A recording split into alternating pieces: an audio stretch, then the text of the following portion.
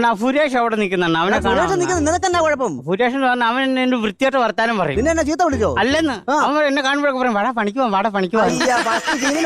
നിനക്കെന്താ പണി അറിയാനായിട്ട്? അണ്ണാ എനിക്കാണെങ്കിൽ ടാപ്പിംഗ് അറിയാം, വെൽഡിങ് അറിയാം, പെയിന്റിങ് അറിയാം. പിന്നെ ടാപ്പിങ്ങിന് പോകും, വെളുപ്പിന് എഴുന്നേക്കണം, തണുക്കും. എന്നാ പിന്നെ പെയിന്റിങ്ങിന് പോകും, വെളി കയറുമ്പോ തല ഇറങ്ങും, എന്നാ പിന്നെ താഴെ നടി താഴെ ഉറക്കം വരും. എന്നാ പിന്നെ വെൽഡിങ്ങിന് പോടാ. അണ്ണാ വെൽഡിംഗ് എന്ന് പറഞ്ഞാൽ പുക അടിക്കുമ്പോ ശ്വാസകോശത്തിന്റെ കുട വെട്ട്. എനിക്ക് സംഭവം മനസ്സിലായി. ഇവിടെ ആരെങ്കിലും അധ്വാനിക്കുന്ന പൈസയും കൊണ്ട് ഓസിന് പുട്ടടിച്ച് ജീവിക്കണം. അണ്ണാ അങ്ങനത്തെ പണി വല്ലതും ഉണ്ടോ? ആരെങ്കിലും അധ്വാനിച്ചിട്ട് നമുക്ക് പൈസ കിട്ടുന്ന പണി? അങ്ങനെ ലോകത്തൊരൊറ്റ പണിയേ ഉള്ളൂ.